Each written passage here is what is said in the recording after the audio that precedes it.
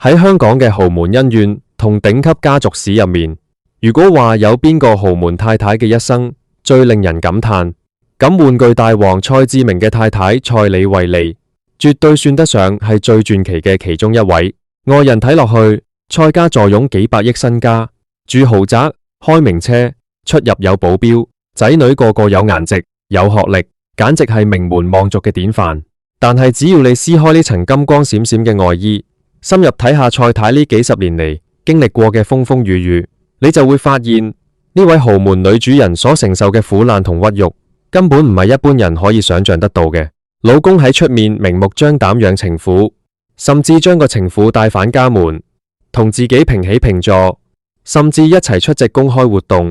二女喺25歲嘅黃金年華，因為抑鬱症喺九肚山豪宅入面燒炭身亡，成為蔡太一輩子心口上永遠拔唔掉嘅刺。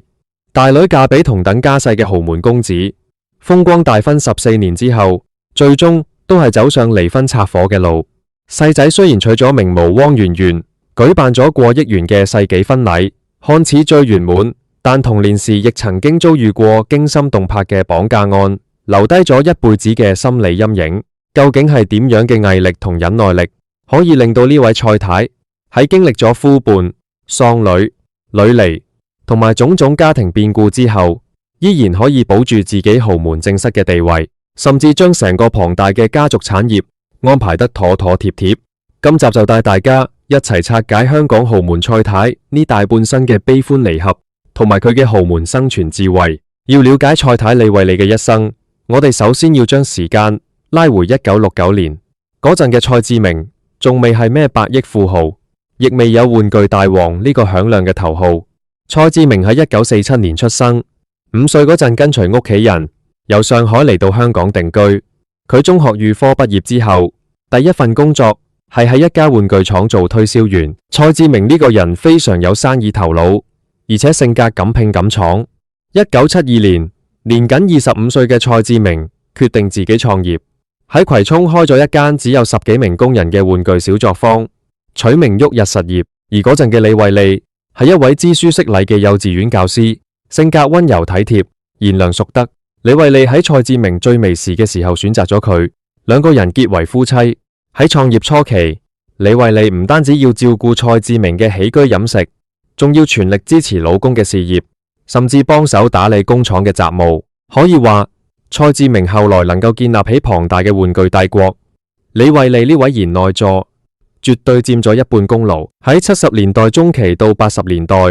香港嘅製造業迎來咗黃金發展期。蔡志明憑住敏銳嘅商業眼光，成功拿低咗美國著名動漫角色史努比嘅玩具代工生產權。呢個合約令到旭日實業嘅業務成倍增長，賺低咗人生第一桶金。隨後，蔡志明又喺1994年收購咗美國一家知名嘅合金玩具車公司，將工廠搬到深圳同東莞，生產規模迅速擴大，逐漸成為全球最大嘅玩具製造商之一。玩具大王嘅名號亦因此不 DNI 走。隨住事業嘅蒸蒸日上，蔡志明嘅資產呈幾何級數爆發，佢開始將資金投向房地產、鐘錶零售、醫療同埋股市，手握數以百億計嘅資產。喺呢段事業騰飛嘅歲月入面，蔡太李惠利先後為蔡志明生低咗4個仔女，分別係大女蔡嘉敏、二女蔡嘉穎、三女蔡嘉怡，同埋最細嘅獨仔蔡嘉贊。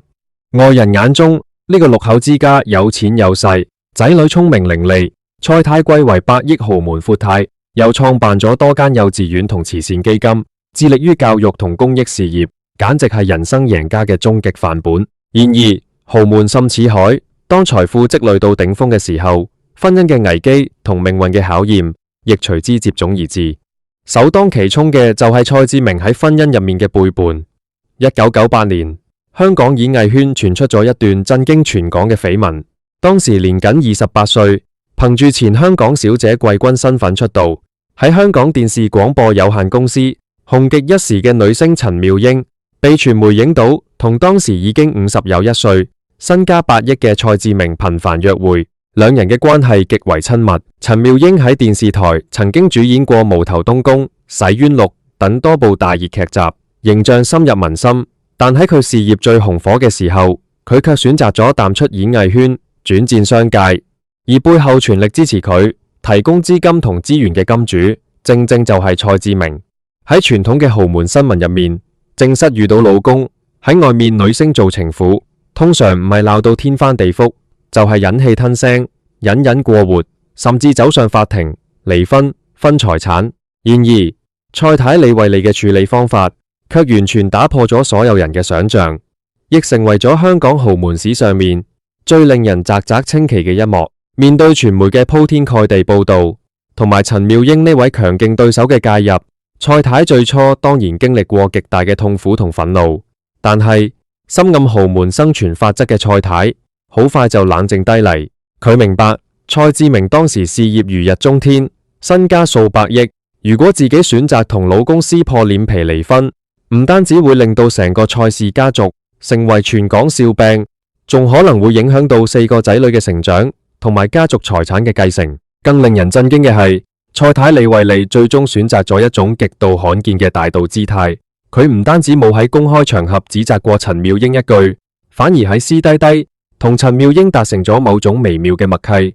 陳妙英亦非常聰明，佢深刻明白自己嘅定位，喺蔡志明面前永遠保持低調，從來唔去挑戰蔡太作為正室嘅權威同地位，甚至喺公開場合稱呼蔡太為教頭或者大姐，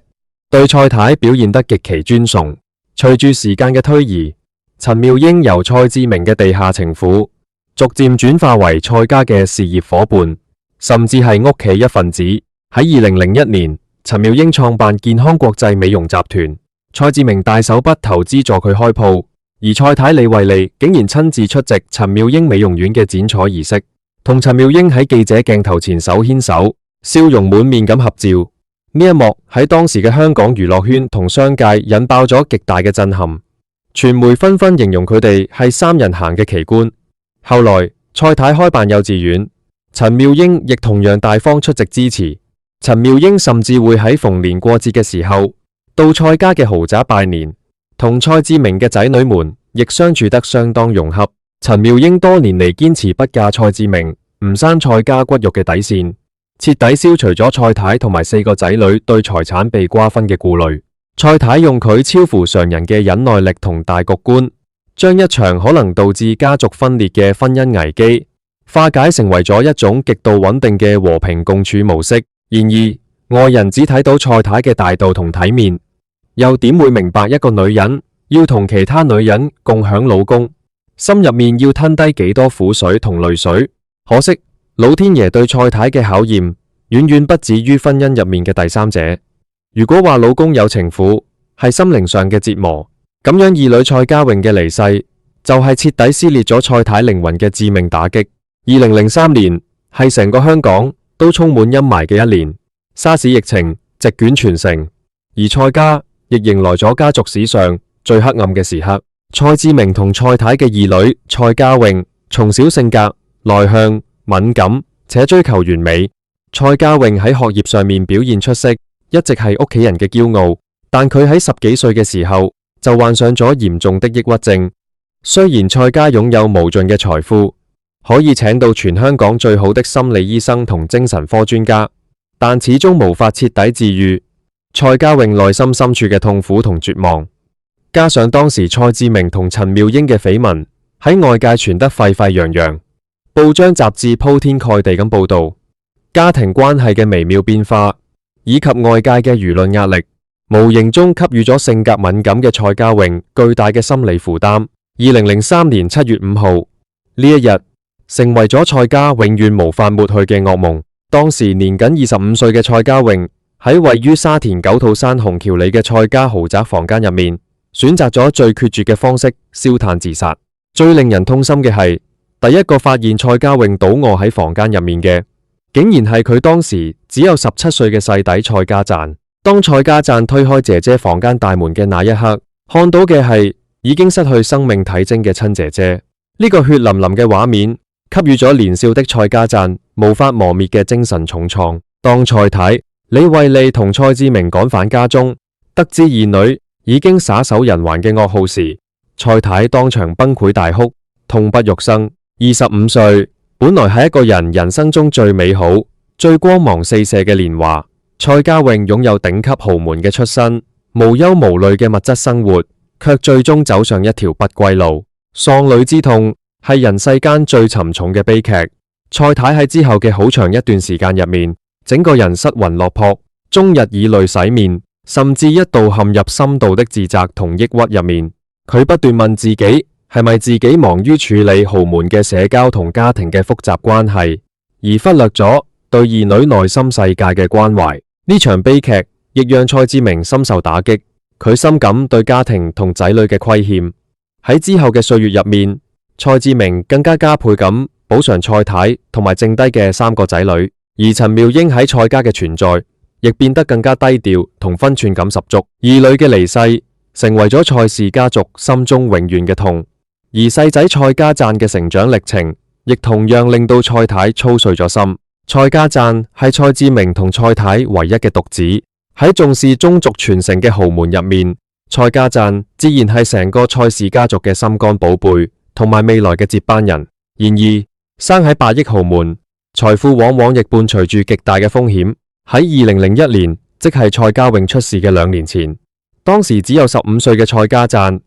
喺上學途中遭遇咗一場驚心動魄嘅綁架案。當時蔡家贊乘坐司機駕駛嘅房車離開九肚山豪宅，途經萬禧路段時，突然被幾名持械匪徒劫持。匪徒目標非常明確，就係要綁架玩具大王嘅獨子，勒索巨款。喺拉扯嘅過程中，蔡家贊奮力反抗，頭部被匪徒用重物打傷，流血不止。好喺當時司機同埋路人及時反應並呼救，匪徒見形勢不對，最終慌忙逃離現場。雖然蔡家贊幸運咁逃過一劫，但呢場15歲時經歷嘅血腥綁架案，加上2年後17歲時親眼目睹二姐燒炭身亡嘅雙重打擊，令到蔡家贊患上咗極度嚴重嘅創傷後壓力症候群。蔡太睇喺眼入面，痛喺心入面。為了保護呢個唯一嘅獨子，蔡太同蔡志明喺綁架案發生之後，立刻安排16歲嘅蔡家贊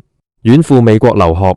離開香港呢個是非之地。同時，蔡志明更係為蔡家贊配備咗最高規格嘅保鏢團隊，24小時貼身保護。蔡家贊喺美國南加州大學攻讀政治經濟學，喺國外相對自由同安全嘅環境低，心靈才逐漸得到撫平。大學畢業之後，蔡家贊回到香港幫助父親打理家族生意。呢位曾經遭受過巨大打擊嘅豪門少爺，表現得非常爭氣同低調。佢加入旭日國際集團擔任副主席，仲創立咗如一鐘錶集團，代理幾十個國際頂級鐘錶品牌，展現出卓越嘅商業天分。而喺感情方面，蔡家贊亦為蔡太帶來咗家族近年嚟最盛大、最喜慶嘅一件大事。2013年，27歲嘅蔡家贊迎娶咗著名模特兒，亦即係功夫巨星甄子丹妻子汪詩詩嘅妹妹汪媛媛。汪媛媛出身於加拿大華裔富商家庭，身材高挑，性格溫柔大方，同蔡家贊簡直係郎才女貌。呢場豪門婚禮喺香港會議展覽中心舉辦，筵開160席，耗資超過1億港元，被全港傳媒譽為世紀婚禮。當時嘅政商界名流、特首、巨星雲集，蔡志明同蔡太豪贈價值數億嘅九肚山豪宅俾新婚夫婦，蔡太更係送低咗重達數磅嘅龍鳳金額同巨型鑽飾俾新抱汪媛媛。婚後，汪媛媛非常爭氣，先後為蔡家生低咗一個女兒同埋一對雙胞胎兒子，實現咗蔡太想含鴆弄孫、兒孫滿堂嘅願望。汪媛媛婚後完全淡出咗模特圈，專心係家相夫教子，性格亦非常低調謙遜，對婆婆蔡太極其孝順。每逢家族聚會或者慈善活動，汪媛媛都會陪喺蔡太身邊，貼心扶持。看到細仔蔡家贊走出咗童年嘅綁架同喪姐陰影，事業有成，婚姻美滿，蔡太內心嘅創傷才算得到咗極大嘅撫慰。然而，正當蔡太以為家族嘅第二代終於可以平平安安、順順利利嘅時候，大女蔡家敏嘅婚姻卻喺10幾年後再次掀起咗波瀾。大女蔡家敏作為蔡家嘅長女，從小就性格獨立，做事果斷，深得父親蔡志明嘅賞識。佢喺美國波士頓大學畢業之後返回香港，加入家族企業，擔任旭日國際董事局副主席，係蔡志明喺商業上面嘅左膀右臂。2007年喺兒女離世4年之後，蔡家終於迎來咗久違嘅喜事。當時32歲嘅蔡嘉敏嫁俾咗同樣係香港豪門出身嘅佳寧拿集團太子爺馬鴻銘。馬鴻銘嘅父親係知名商人馬介章，家族喺餐飲、地產同物業投資領域根基深厚。蔡嘉敏同馬鴻銘嘅結合係典型嘅豪門聯姻，強強聯合，兩個人嘅婚禮同樣極盡奢華，喺香港洲際酒店大排筵席。蔡志明豪擲2億港元作為大女嘅嫁妝，包括價值數千萬嘅物業同埋股票。婚後，蔡嘉敏喺2008年為馬銘生低咗大女，隨後喺2011年又生低咗一對雙胞胎兒子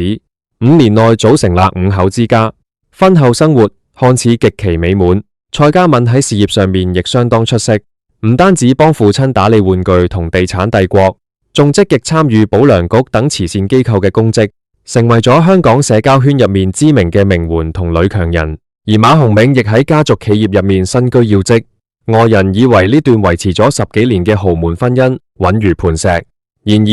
豪門婚姻背後嘅冷暖，只有當事人自己最清楚。2021年，即係蔡嘉敏同馬鴻銘結婚14年之後，傳媒突然爆出兩個人已經正式離婚嘅消息。馬鴻銘率先發表聲明，宣布兩人因性格不合，已喺2020年分居，並正在辦理離婚手續，未來會共同撫養3個仔女。隨後，蔡嘉敏亦發表聲明，確認咗離婚嘅事實，並表示兩人係和平分手，希望大家給予空間。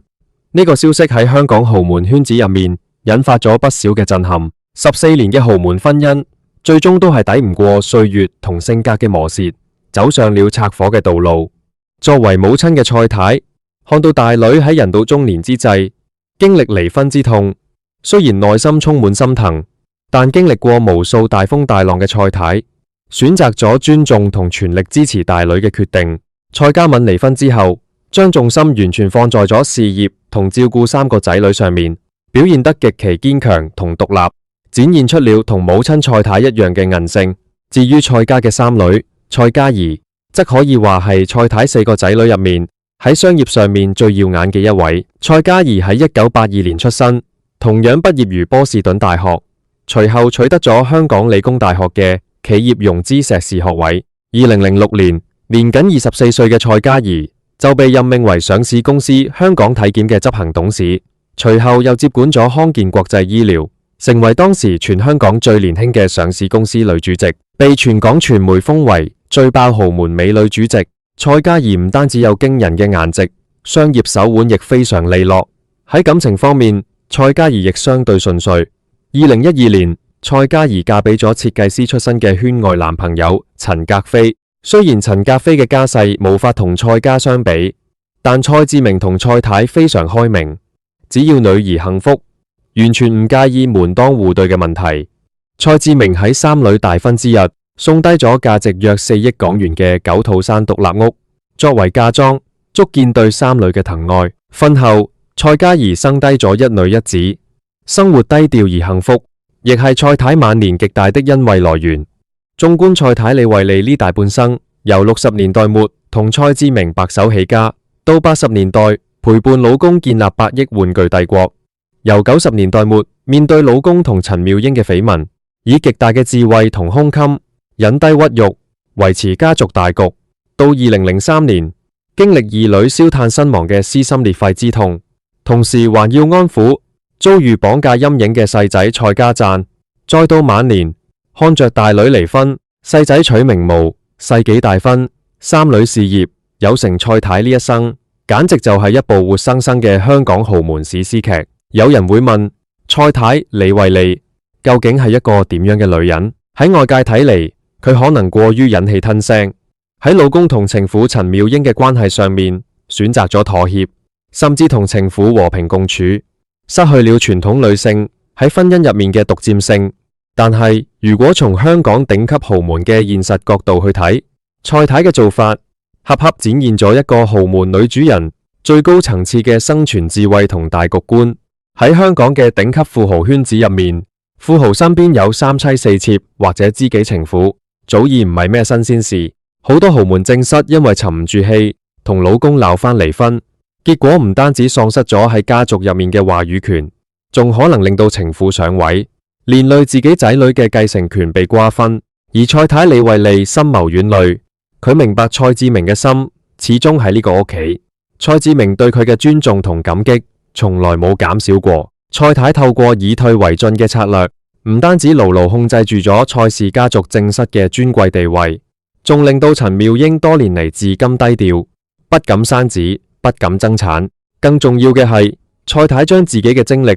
放喺咗教育仔女同打理家族慈善事業上面。佢創辦嘅蔡李惠利幼稚園喺香港名氣極響，佢本人亦長期致力於保良局同各類社會公益活動，喺香港社交界同慈善界擁有極高嘅聲望。蔡志明喺公開場永遠都係將蔡太放在第一位，家族嘅核心產業同資產股權亦絕大部分掌握喺蔡太同埋佢嘅三個仔女手中。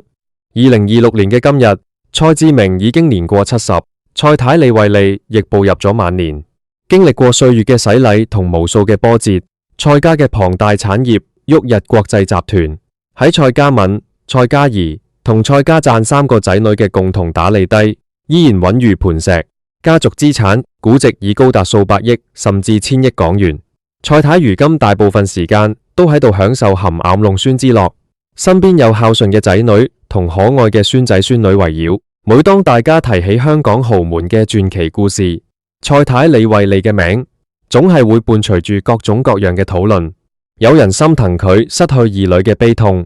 有人佩服佢處理婚姻危機嘅手段，亦有人感嘆豪門生活背後嘅冷暖自知。但不可否認嘅係，蔡太用佢呢大半生嘅堅韌、智慧同忍耐，扛住咗家庭嘅一次次巨浪，保存咗一個百億家族嘅繁榮同完整。豪門嘅故事永遠都唔會落幕。金錢可以買到最頂級嘅物質生活，但買唔到免疫悲傷嘅特權。蔡太嘅一生有過最耀眼嘅光芒，亦走過最深沉嘅黑暗。佢用自己嘅故事話俾所有人知，身處豪門嘅風暴中心，光有財富係遠遠不夠嘅，唯有內心嘅強大同冷靜，才可以喺歲月嘅驚濤駭浪入面站穩腳跟，笑到最後。呢個就係香港豪門蔡太，一個喺光鮮同痛苦交織之中寫低屬於自己傳奇篇章嘅女人。